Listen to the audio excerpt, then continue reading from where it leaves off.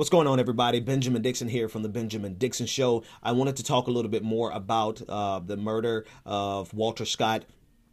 And I wanted to talk about it from a perspective that a lot of people aren't discussing. If you listened to the radio show yesterday, or if you read the blog, the article, I wanted to thank you because a lot of you did. And so you have an idea of what I'm getting ready to say. But I wanted to unpack it more through the power of video, because I think it's very important that this conversation goes forward. We can't just oversimplify things. And that's what's been happening. Whenever something like this occurs, there's an oversimplification that happens on both sides of the argument. And you have on the one side where they never want to admit racism exists. They never think race is a factor. They think the black person who did it was either a criminal or did something. They earned their own personal execution.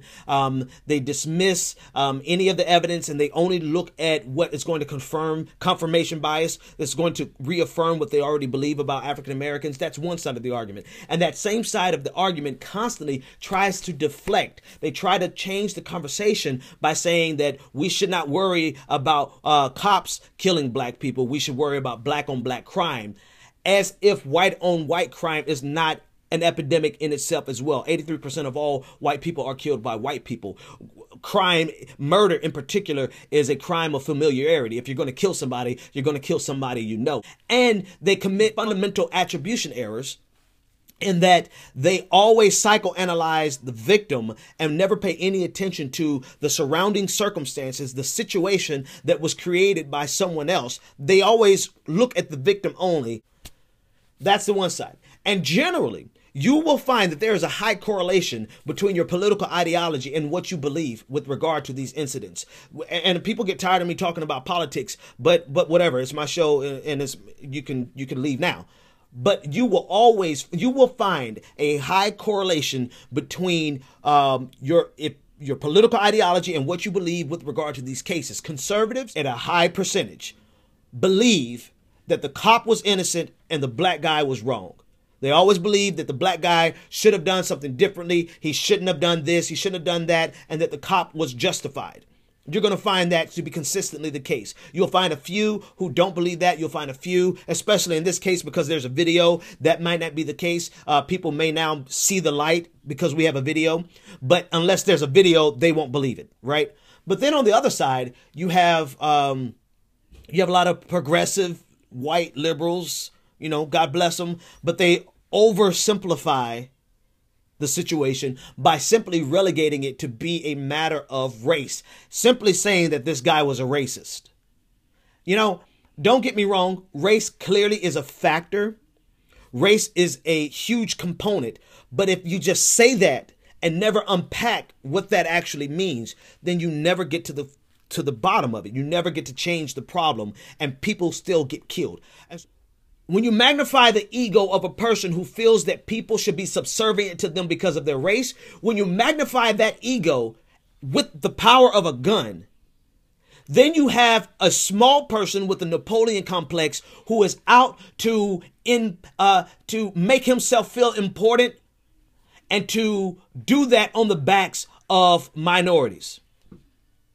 This is exactly what made George Zimmerman feel like he had the right, even though he had none, to approach, to stalk, and to confront and ultimately kill a teenager who did nothing wrong. Everyone wants to make Trayvon Martin to be out to be some thug. But what they have done is said that Trayvon Martin should have complied. There's a video of this idiot on Facebook who said all we should do is comply so that we don't get killed. Comply. Okay, I'll deal with that on another video, idiot. But they felt like Trayvon Martin should have just done what George Zimmerman said. What authority does George Zimmerman have? Did he have? Besides a gun. And the gun is not legitimate authority. The gun is just an expression of deadly violence. So it's not legitimate. So what you're saying is that black people should not assert their right to be respected. Black people should not assert their right to not be addressed as children, to not be racially profiled, to not be talked down. So you have to understand, this is applicable not just to George Zimmerman, but this is applicable to Darren Wilson, who in the first words out of his mouth to Michael Brown and Dorian Johnson was to get the F out the street. You cannot talk to human beings like that and not expect them to return in kind. And if you expect them to be subservient to you because you have a badge or because you have a gun, and particularly if you expect a black person, because I guarantee you this, George Zimmerman would not have approached and stalked a white person. Darren Wilson would not have pulled up to a white couple, to two white people or two white guys and say, get the F out of the street. He would not have done it. He would not have done it because he would have had more respect for them. Either that or he would have been afraid of them. But he saw two black guys walking in the street. And because we know how they treat jaywalking in Ferguson, you know, that's a jailable offense. You know, he saw the opportunity to roll up and tell two black boys to get the F out of the street.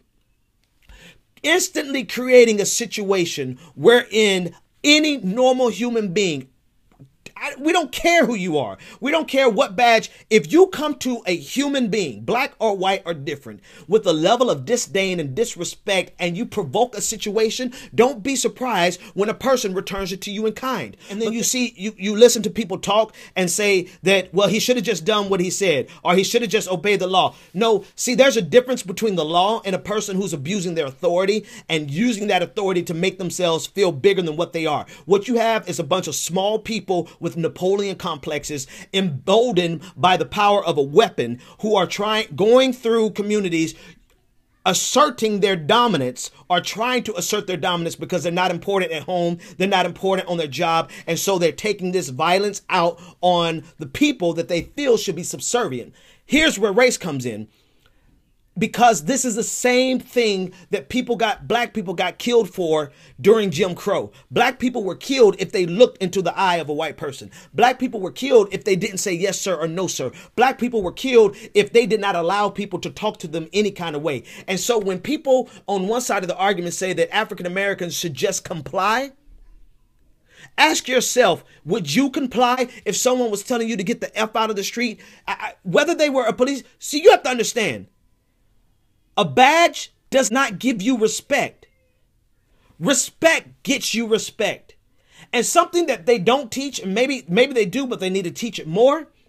They need to teach these police officers that when you address a human being, whether it is a child or whether it's an adult, whether they are black, whether they are white, when you address a human being, you offer to them the same amount of respect that you want in return.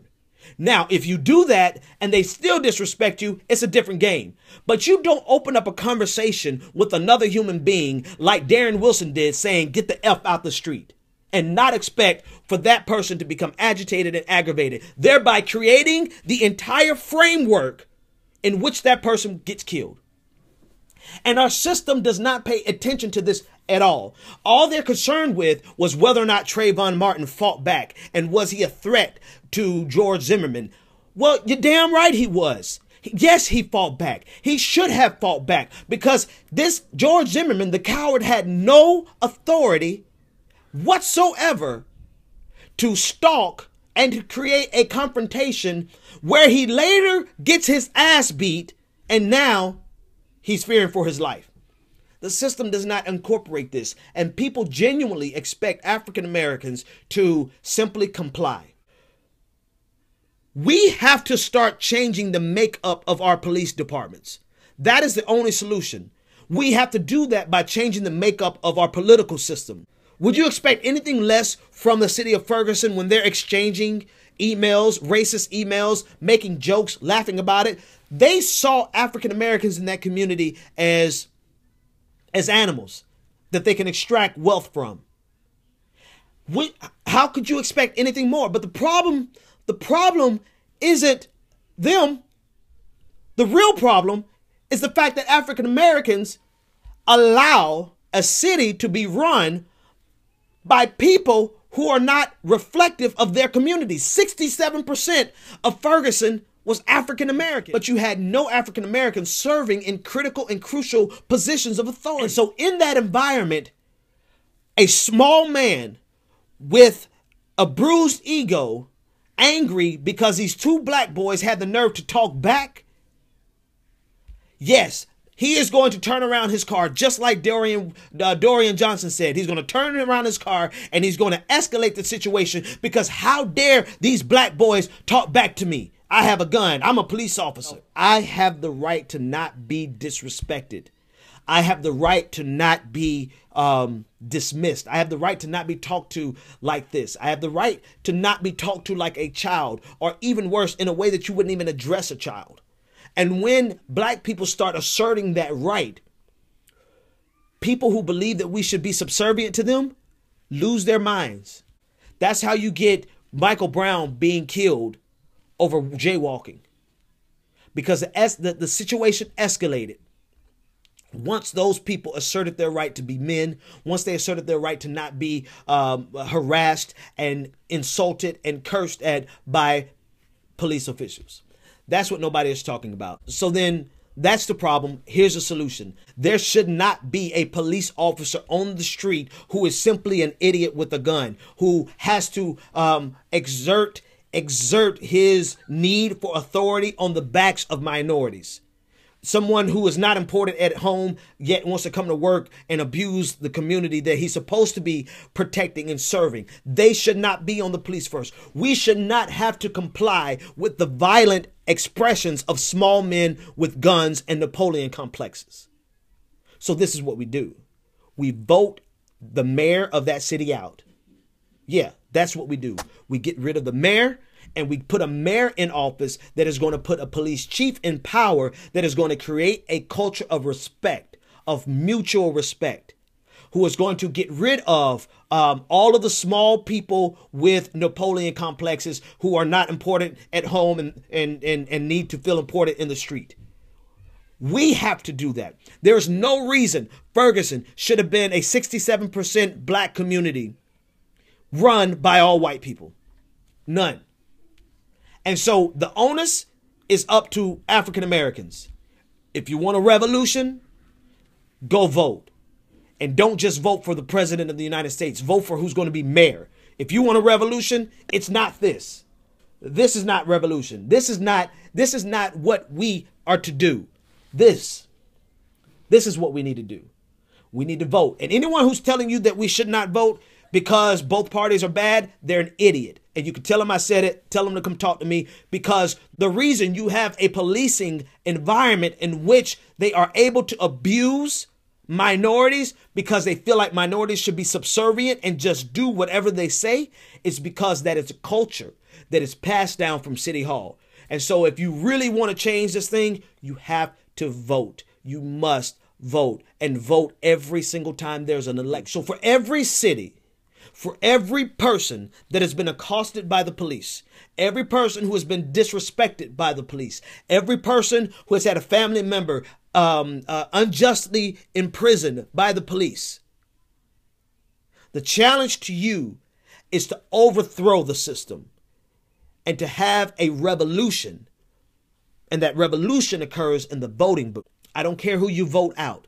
If it's a Democrat in power, vote them out because they have conformed to the status quo. If it's a Republican in power, vote them out because they are trying to conserve the status quo. Whoever is in power that is allowing your city to be run by little people with big guns and overinflated egos and overinflated sense of authority, vote them out and change the culture of your city by changing who's in charge of your city.